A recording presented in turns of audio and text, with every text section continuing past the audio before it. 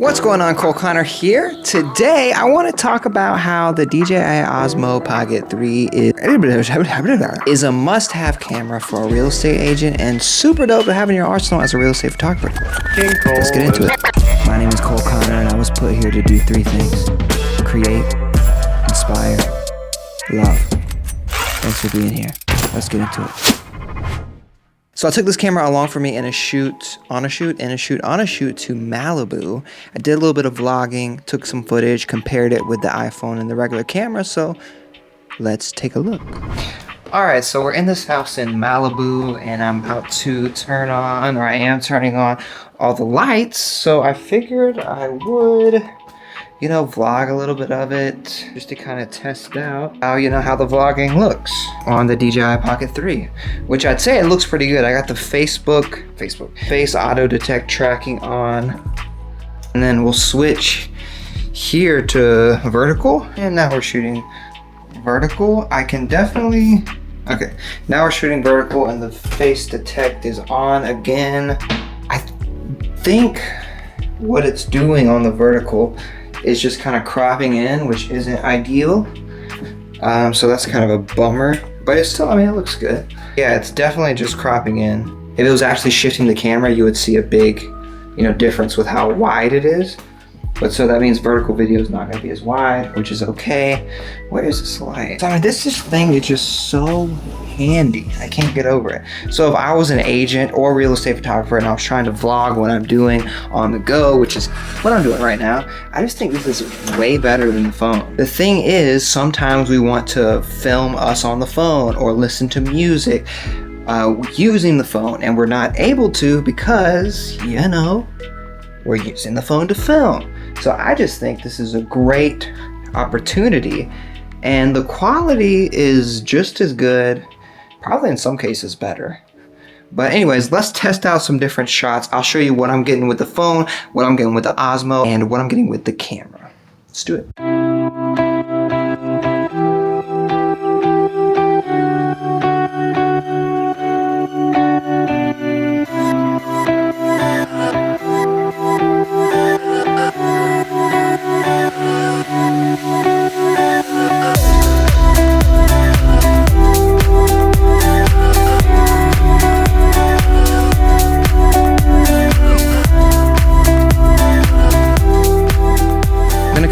Through my list here.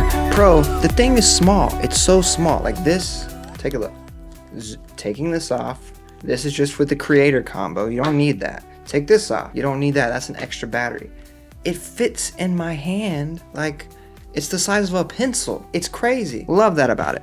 It's really easy to get unique angles. So obviously you could sit this anywhere. You could sit it in a microwave, in a fridge. The other day I used this clamp to hang it from a tree branch and point it straight down, which was insane. You could hang it out the window. You could do crazy stuff that you wouldn't typically want to do with your regular camera because it's so small and easy to maneuver. The quality is fantastic. It's obviously not the same as like the Sony a7S III, but it's very comparable to the iPhone, if not better, which is great. It has active track, which is really nice. So if you're vlogging like this and you flip it around, it will automatically detect your face and follow your face as you're moving it around and kind of keep you in the center as much as possible.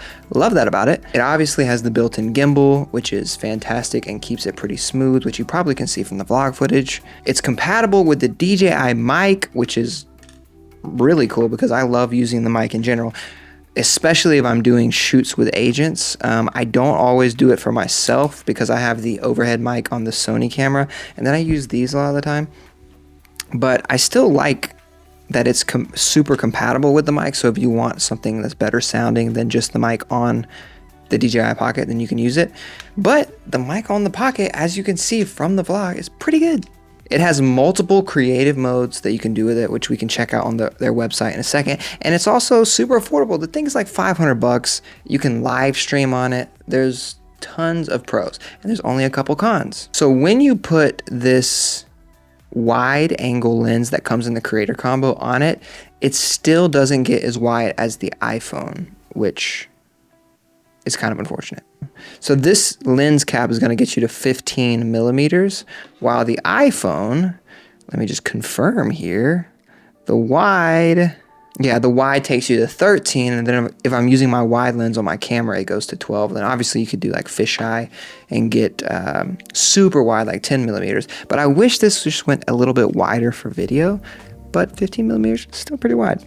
Now without this wide angle lens, it's stuck at 20, so you want to be careful about that. The other negative, which I mentioned in the vlog, is that when it goes vertical, yeah, so vertical mode, it's switching to 3K resolution, and it's not shooting the wide. Let's take this off. So you see that makes it a little bit wider. So okay, so here's what I'm trying to say. On the vertical version, it's cropping in still, so it's not like you're taking the horizontal and just turning it like you would a vertical camera or a phone. It's just kind of cropping in, which isn't as good in my opinion. And the last con is just that it's definitely easy to break. I haven't broken mine, but it would be easily broken. They do give you this, which is nice to just sit it in. So you put the screen this way, you kind of lock it in just like that. But if you don't have this or you forget it, you could easily break the camera because it's so small. Now, let's take a look at their website. I'll just screen record on the phone. Take a sip of Poppy. Yeah, so it's $500. It's $519. If you get the creator combo, it's $669, which I do recommend. I already had the DJI mic, so I didn't have to purchase that as well, but I don't know, it just depends. I think the mic on it is pretty good. If you want to up the quality, then get a different microphone. When I'm talking, a lot of times I'm doing voiceover or I'm using a different camera anyways, so I'm not as worried about the mic. Now, if this is your only tool and you're a real estate agent or a real estate photographer, I would probably get the DJI mic just to up the audio quality, because audio is very underrated when it comes to making videos, to be honest. I don't know why people don't think about it as much, but it makes a huge difference. It can shoot super slow-mo, so it can do 4K 120, which is pretty cool. The nighttime stuff is pretty cool. It works well. It's not as blurry as stuff used to be. It's crazy how fast things change. It legit can fit in your purse. They're not lying about that. Yeah, I really like how you can rotate the screen and see what you're shooting vertical, and then also you rotate it to turn it on and off. That's a pretty cool feature. Yeah, so the mic that's built into it is already pretty good. It's a built-in 3-mic array, which can effectively reduce wind noise and record omnidirectional stereo sound even in noisy environments. So it's already doing pretty good without the mic 2, but if you want the mic 2, it definitely helps. There's in-app effects that you can add to it on the DJI app. I don't do that because I edit and dissolve, but battery lasting time. That's pretty cool. It only takes... That is a fun fact. Pocket 3 can be charged to 80% in just 16 minutes, providing up to 2 hours of shooting. When fully charged, it's 116 minutes. And then it also gives you this extra battery too, and it tells you how much each one is charged. So super helpful. Haven't had any issues with that yet. Yeah, and so when it comes to creative shots, they have the built-in spin shot, the motion lapse, the digital zoom, panorama, all these things built in. And the fact that it can do live streaming with, you know, your apps like YouTube, Facebook, Instagram, that's a pretty cool feature. You can get some other lenses and some other ND filters or, you know, carrying cases. There's also other companies I noticed that are selling different types of lenses that you can attach to it. I don't think it's necessary unless this is like your only camera you're ever going to get.